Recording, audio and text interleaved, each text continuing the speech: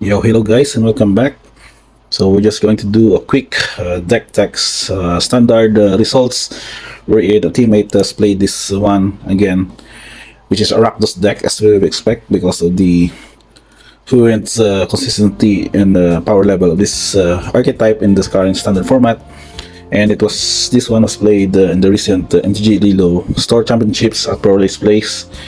And we're just going to do just what this deck has offered as to why it is a very consistent one in the current format. And so you can see here the quick division of the creatures for Shieldred, in which you only have the Shieldred Apocalypse, 2 copies of Trespasser and Harvester as our creatures, and we have a bunch here of our utility cards. We're going to go through this one later. We're just going to start with this one as the way that the deck would also curve out, and the way I've also considered adding Bankbuster here on the side as a creature, sort of, because of this curve.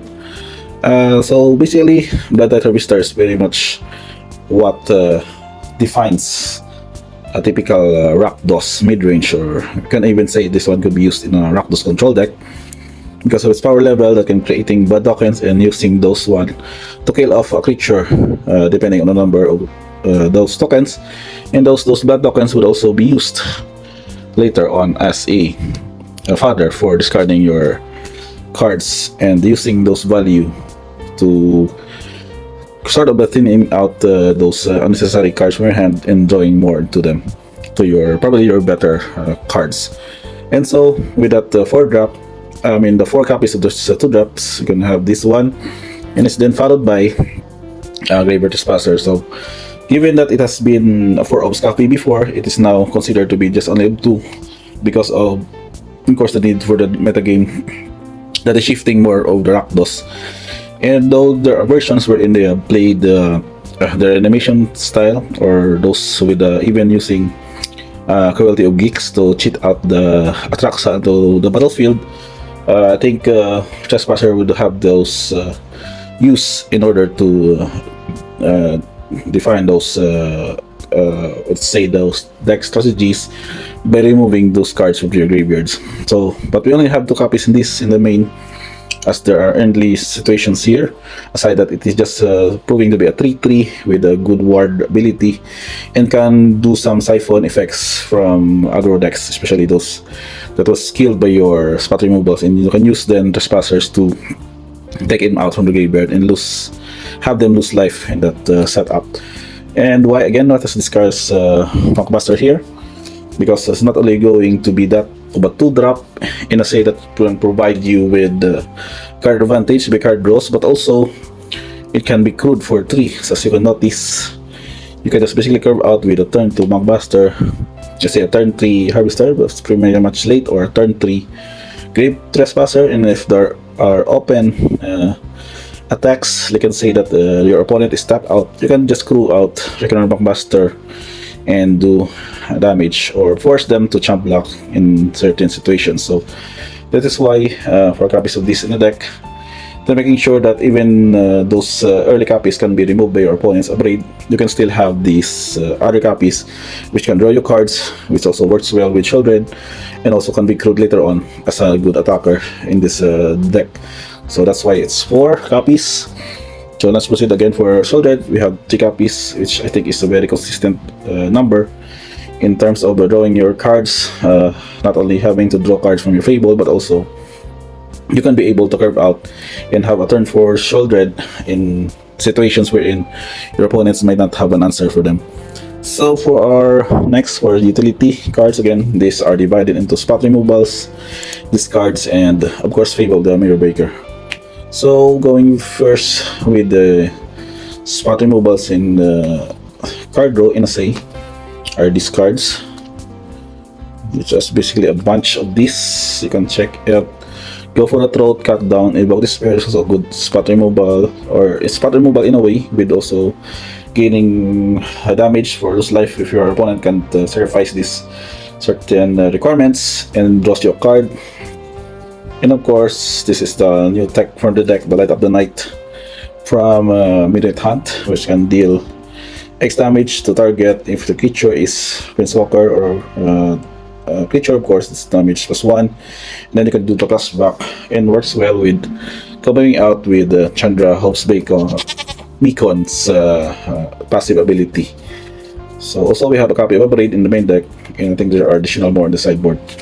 But what this pile of cards uses, of course, controlling your opponent's board, making sure that you won't really develop a way to gain your advantage, and at the same time, these are just solid spot removals, which can basically deal off with, and one of which, or they say two of which, can go out and finish off games with damage effects.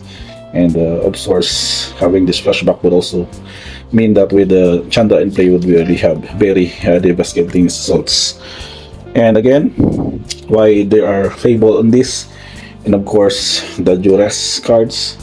So nothing to really to explain about the Fable Ultimate Breaker, except that you can do a lot of card advantage in various situations. And the good thing about duress is you can very also deal out the opponent's Magmaster, maybe on turn 1. You can also discard their Fable before they can be able to resolve it. Some Planeswalkers also can be discarded. And of course, against control, you can just discard your counter spells, or just do duress first before casting your Chandra or your Invoke Despair, so that you can be able to know the card advantage that you may have, or what other shenanigans that they will offer on that one. So that's pretty much it on the non-land cards in the deck. I think the total card on this is 34, and we have these lands built here, that is 3, 7, 11, 15, 16, and then 20, 26. That's pretty much 26 lands, and nothing too crazy about distribution, except that we can have only these channel lands, some mana fix also, Sulphur Springs, Haunted Ridge, and Blackleaf Cliffs to do the fix, to make sure that we can have a consistent curve early in the turn. Now for our sideboard, we can just show you guys a bit on this. Just pull out this tokens cards here. So again, we have these divisions of the sideboard. We have Lithomatic Barrage, new cards from March of the Machines. Also 2 copies of Glistening Deluge against green and white aggro. Again, this also has the same purpose, dealing 5 damage to target that is white or blue, either a creature or planeswalker, and it can be countered. The only drawback is that this is sorcery speed, but it would be matter here.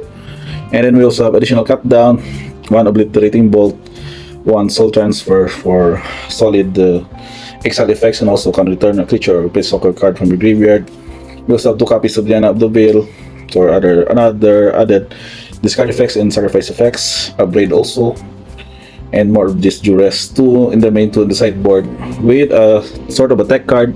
We can say it's a Rotting Reunion, but I think this is also effective in dealing with graveyard shenanigans, wherein they would be able to target Atraxa, but you can just respond with a Rotting Reunion, so that you could fizzle out their target spells on this.